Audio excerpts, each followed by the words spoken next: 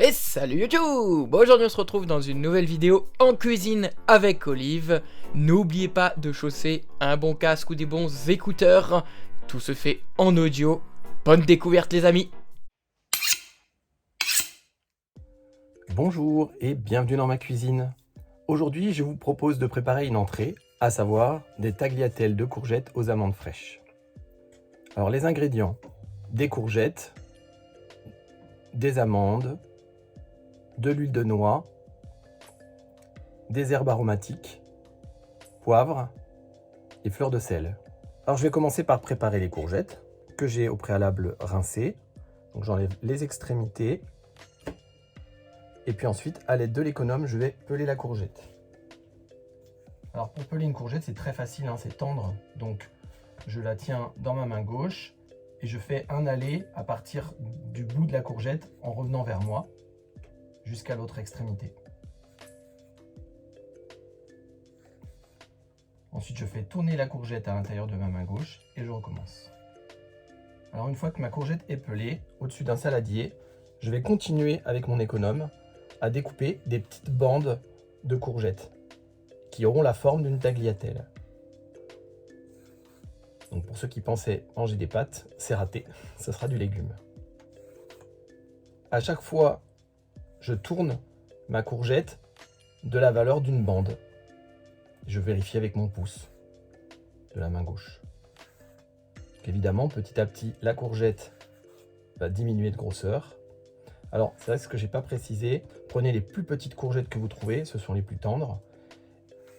Et elles auront un bon goût frais. Alors, vous entendez mon économe, on a l'impression qu'il commence à râper un peu. Là, ça veut dire que je suis rendu à la fin. J'ai enlevé suffisamment de chair de courgette. Ça veut dire qu'il va me rester comme un trognon, si vous voulez. Je ne le jette surtout pas, ce trognon, hein, je vais le mettre de côté. Je m'en servirai pour faire un fond de sauce, par exemple. Donc là, dans mon saladier, j'ai l'équivalent de 6 petites courgettes. Donc c'est pour 4 à 5 personnes, on va dire. Ensuite, je vais peler les amandes. Alors, amandes fraîches. J'ai triché un peu, j'ai pas d'amandes fraîches. Mais ce que j'ai fait, c'est que je les ai mises à tremper toute la nuit.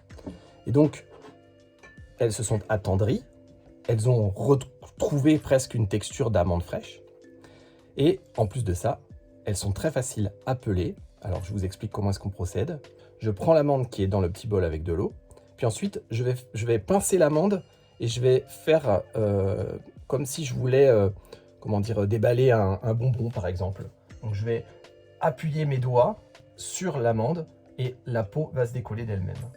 Une fois que la peau est décollée, je vais séparer mon amande en deux parties, ce qui va me permettre de vérifier au passage s'il ne reste pas de petits morceaux de peau.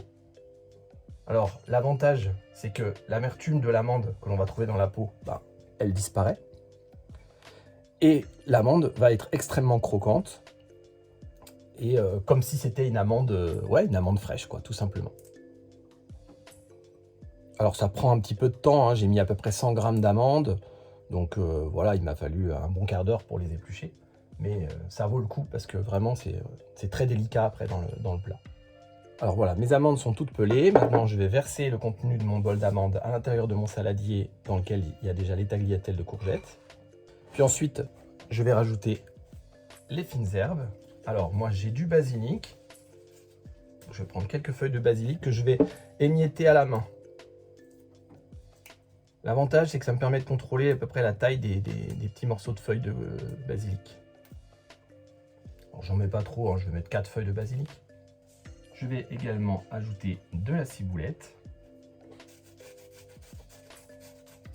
Je taille les tiges de la ciboulette et puis ensuite, je vais faire comme avec le basilic, c'est-à-dire que je vais les émietter. Je pince mon petit bouquet avec ma main droite et avec ma main gauche, je viens casser les petits bouts de tige. Et en même temps, ça me permet de les écraser un peu, ce qui fait que ça va révéler le goût de la ciboulette. Et enfin, de la coriandre fraîche. Alors après, au niveau des herbes, vous mettez ce que vous avez sous la main, hein. Moi, j'utilise ce que j'ai sur mon plan de travail. Et de la même façon que pour le basilic et la ciboulette, je les ai émiettés. Bon, eh bien, nous avons presque terminé, hein. Un petit peu d'huile de noix. Alors là, c'est une huile de noix naturelle que j'ai achetée chez un producteur qui est faite pressée à froid, donc très savoureuse. Je mets l'équivalent d'une cuillerée à soupe. Et enfin, pour terminer, je vais rajouter un petit peu de jus de citron. Alors le jus de citron, notamment pour le goût, mais pas seulement. C'est-à-dire que le jus de citron va éviter que la courgette s'oxyde et va lui permettre de garder sa belle couleur. Alors comment je procède? Je coupe mon citron en deux et ensuite je le presse directement à l'intérieur de ma main. Voilà, je mets juste un petit filet de citron, j'en mets pas beaucoup parce que je veux pas trop d'amertume. Je rajoute un petit peu de poivre pour pimenter le plat. Un petit peu de piment d'Espelette. Et puis ensuite, à la main, je vais mélanger le contenu de mon plat. J'y vais délicatement. Alors vous avez remarqué que je n'ai pas mis de sel. En fait, la fleur de sel, je vais la mettre à la toute fin au moment du service. Et j'en mettrai très très peu. Je vais juste goûter là. Voilà, absolument délicieux. Très peu de fleur de sel. Ce ne sera pas nécessaire d'en mettre beaucoup parce que c'est déjà tellement de saveur que ça se mange quasiment au naturel. Voilà, et bien écoutez, j'espère que ce plat vous plaira.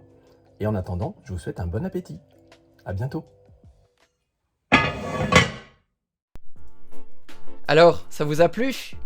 Si vous avez toute question, suggestion ou interrogation, n'hésitez pas en section commentaires, on se fera un plaisir que ce soit Olive ou moi-même à vous répondre.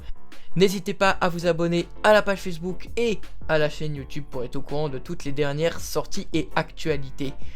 Également les amis, partagez le contenu, ce sera important pour nous et pour ceux qui souhaitent apprendre à faire de bons plats. Bon appétit, à la prochaine!